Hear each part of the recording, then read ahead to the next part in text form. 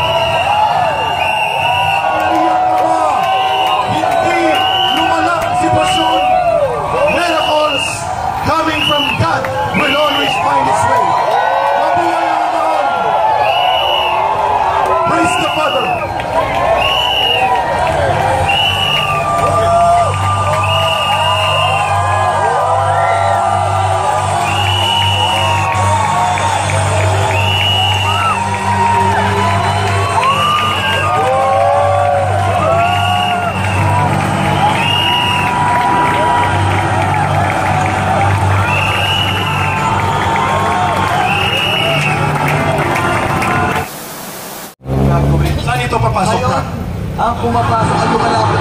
Ito ay papunta sa labas. No? Ito ngayon ay papunta sa labas dito sa Emerald Gate.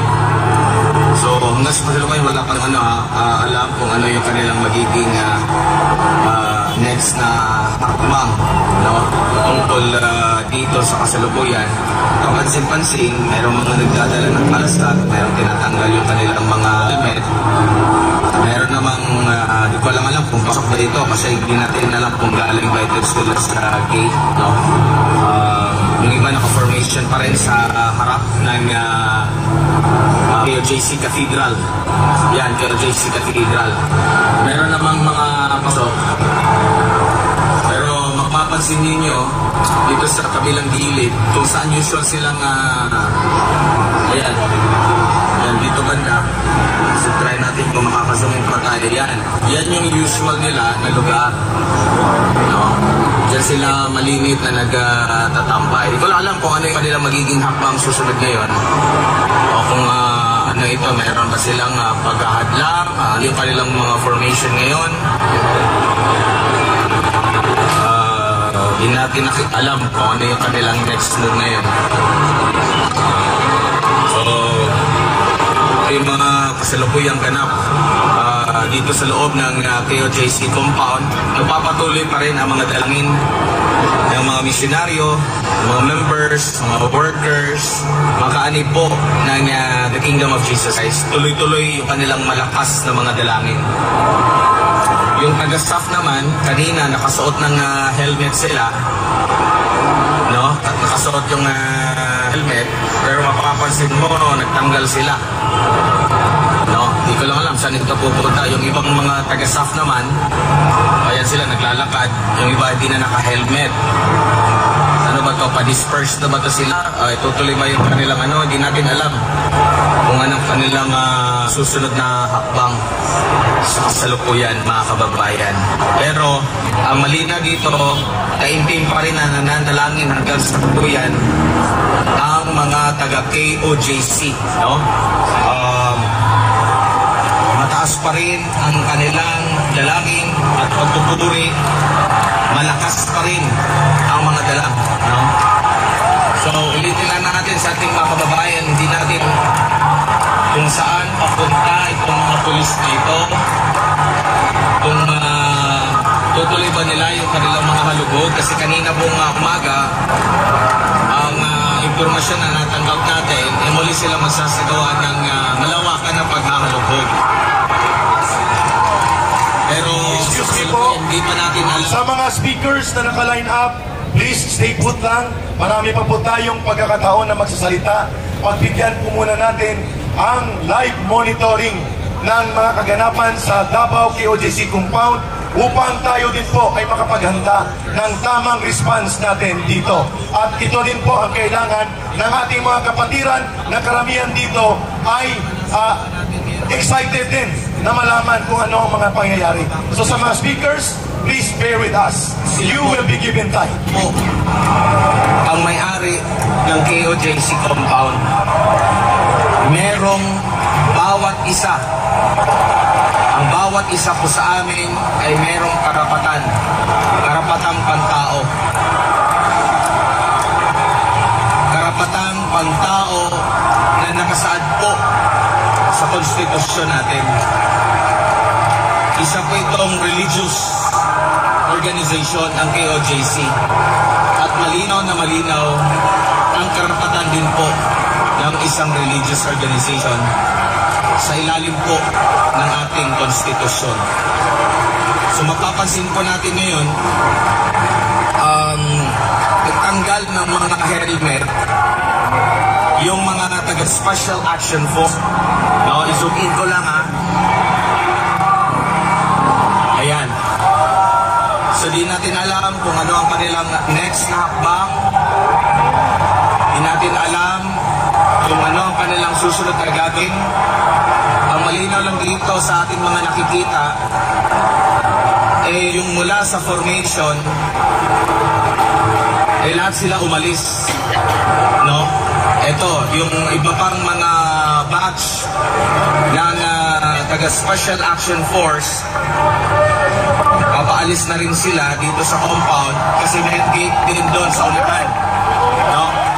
Kung susundan mo ito, susundan niyo ito mga kababayan dito banda, diretso na yan sa Kingdom area, sa Kingdom Plaza, no? So umalis na sila dito, nawala na yung kanilang usual formation at ang nakikita rin doon kung saan sila usual na nagtatambay pwesto, nandoon sila, no? At nagpapatuloy pa rin itong dalangin ng lahat ng mga taga-Kingdom of Jesus Christ. Kaisa tayo dahil wala tayong ibang hiningan na mas makapangyarihan sa lahat ng ating makapangyarihan ng Ama.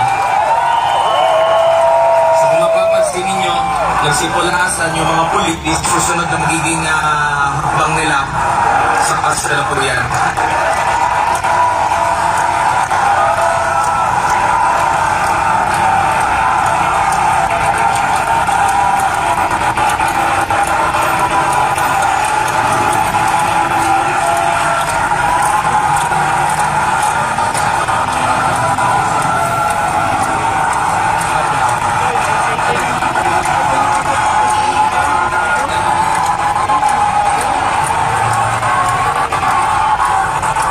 So ngayon, wala na tayong nakikita, mga kababayan, ng mga pulis na nakapaligid, no?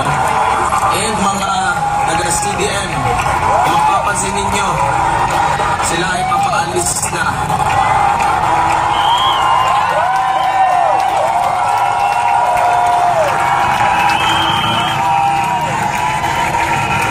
Kasi ang direksyon na pakaliwa, papunta na po labas ng gate sa gate Emerald Gate.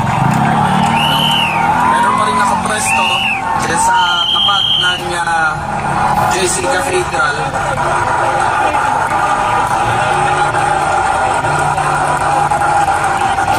Ng mga Special Action Force, pero kapansin-pansin na nagkakumpulan lang sila. Di lang sila naka-formation. Di natin alam kung ano ang susunod nito.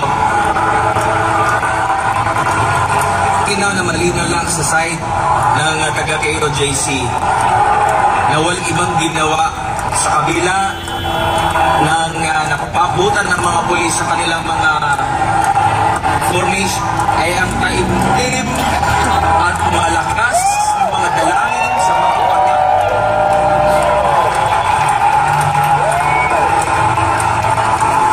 Kasabay ng malakas na pagbiyak ng magpapasalamat sa Kanya.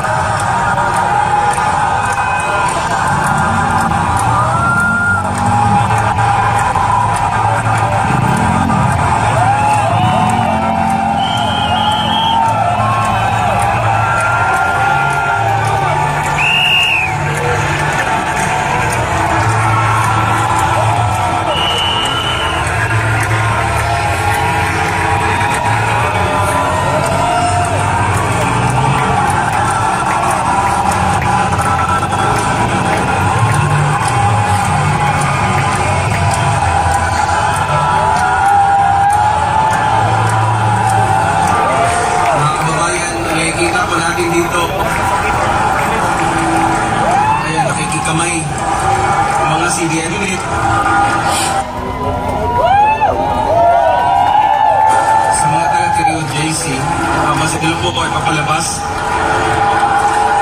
Pasensya na po sa pagiging emosyonal sa kasalukuyan.